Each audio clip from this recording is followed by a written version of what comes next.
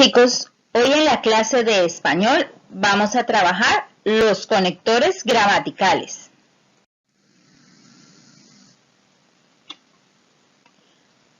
Para iniciar, recuerden que hoy vamos con la sesión 2 de nuestra guía.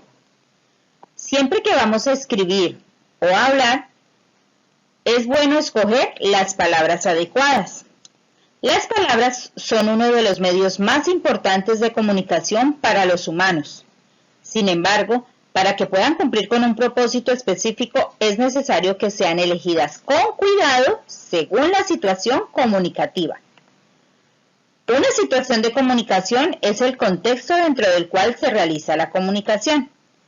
Para entender una situación de comunicación se debe tener en cuenta, primero, las personas que participan en el acto comunicativo, es decir, quien habla y quien escucha. Segundo, el propósito o intención comunicativa que tienen los participantes del acto. Y tercero, el espacio o lugar donde se realiza la comunicación. No siempre nosotros tenemos una forma de hablar para cualquier situación. Hay momentos en que hablamos muy jocosamente, muy cómicamente. Hay momentos en que hablamos afectivamente, pero hay momentos en que hablamos muy serios. Eso depende de las personas con las que estemos hablando, del mensaje que queremos transmitir y del espacio o el lugar donde nos estamos comunicando. Vamos a ver más adelante qué significa esto. Hay dos tipos de comunicación, la comunicación informal y la comunicación formal. La comunicación informal se caracteriza por utilizar el lenguaje que se emplea diariamente. Es decir, cuando hablamos con nuestros padres, con nuestros hermanos, con nuestros amigos o con personas de confianza.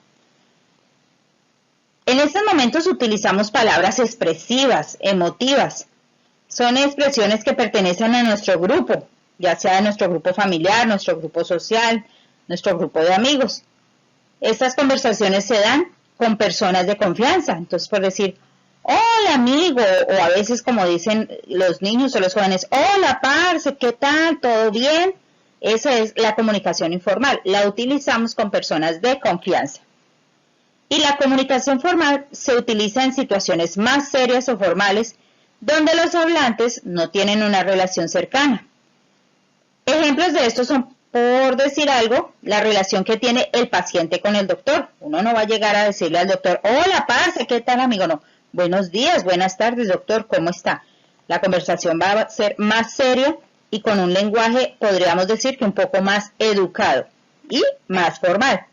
La comunicación que tiene el estudiante con el profesor también es una educación formal. Uno, así le tenga confianza al profesor, no va a tratarlo pues con palabras coloquiales o con palabras que no se deben. Lo mismo la comunicación del empleado jefe. Un empleado cuando se dirige a su jefe o un jefe cuando se dirige a su empleado se dirige con palabras propias de la actividad que se esté haciendo. Siempre se debe tener en cuenta que tanto en la comunicación informal como la formal debe primar el respeto y el uso de palabras que no sean ni agresivas, ni soeces, ni groseras. Siempre debe haber palabras precisas con un significado claro. Ahora vamos a hablar del tema central de nuestra clase de hoy, que son los conectores gramaticales. Son palabras o grupos de palabras que se emplean en un texto para relacionar ideas. Estas se utilizan dependiendo de lo que queramos comunicar. Entonces, aquí les voy a presentar 12 grupos de palabras o conectores gramaticales, que son una cuando necesitamos ordenar el discurso. Entonces podemos utilizar antes de nada, en primer lugar le quería comentar, aquí les voy a dar unos ejemplos, pero esas se utilizan dentro de oraciones, ¿no?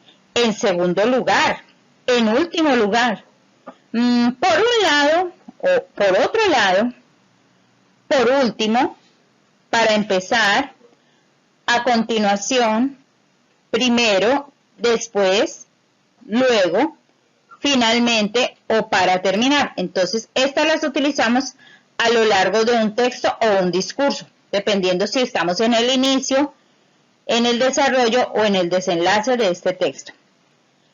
Los conectores gramaticales para introducir a un tema. Cuando queremos hacer de pronto una exposición o iniciar un texto, podemos utilizar los siguientes conectores.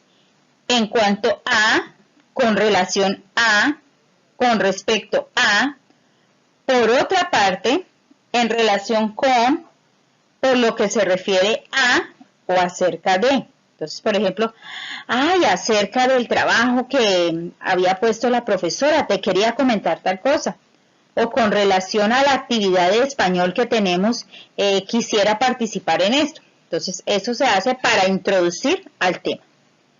Los conectores gramaticales para añadir ideas pueden ser además, asimismo, también, igualmente, al mismo tiempo, por otro lado, por otra parte, así pues.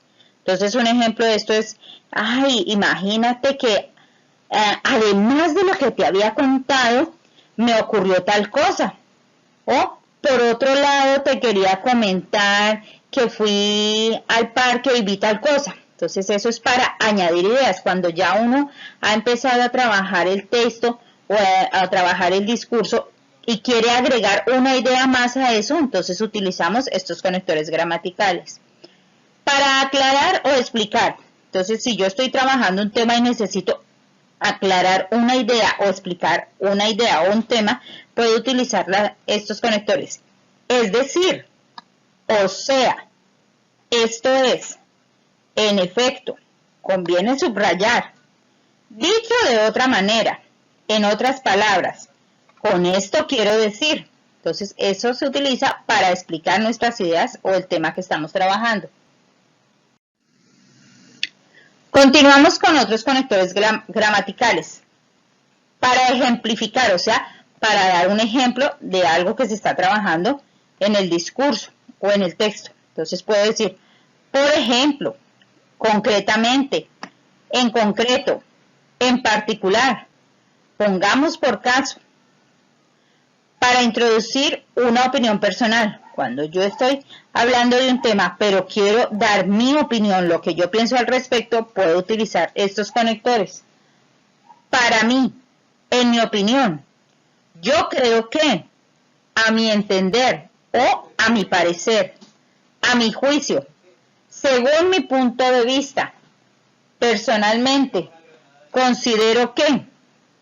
Cuando voy a indicar hipótesis son como ideas de algo, como si yo quisiera dar la respuesta a alguna pregunta o alguna duda, entonces yo me pongo a pensar y puedo decir, es posible que, es probable, probablemente, posiblemente, a lo mejor ocurrió estas cosas, quizás, tal vez. Entonces son esas palabritas que utilizamos para indicar hipótesis. Cuando quiero indicar oposición o contraste, o sea, cuando no estoy de acuerdo con algo, puedo utilizar estos conectores.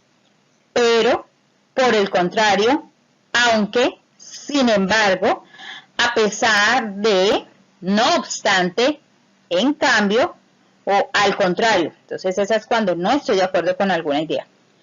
Para indicar consecuencia, que ocurrió tal cosa y como consecuencia pasó esto, entonces yo puedo decir por esto, por tanto, en consecuencia, por consiguiente, como resultado, por lo cual, de modo, manera que, de ahí que, esas son las palabras para indicar una consecuencia.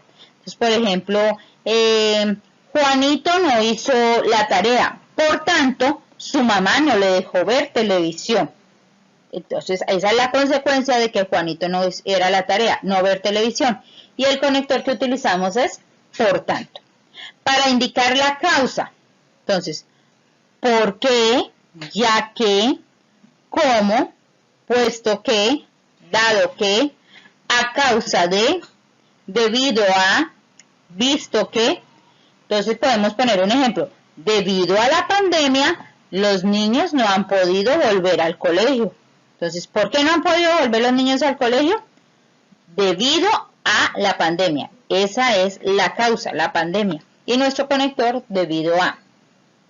Para resumir, o sea, para dar una idea más concreta, más corta, puedo decir, en resumen, en pocas palabras, para resumir, en suma, globalmente, en definitiva. Eso es para dar ya mi idea concreta sin tener que alargarme mucho. Y para concluir o terminar un texto puedo utilizar en conclusión, para finalizar, para terminar, para concluir, por último, en definitiva, o también puedo utilizar el conector en resumen.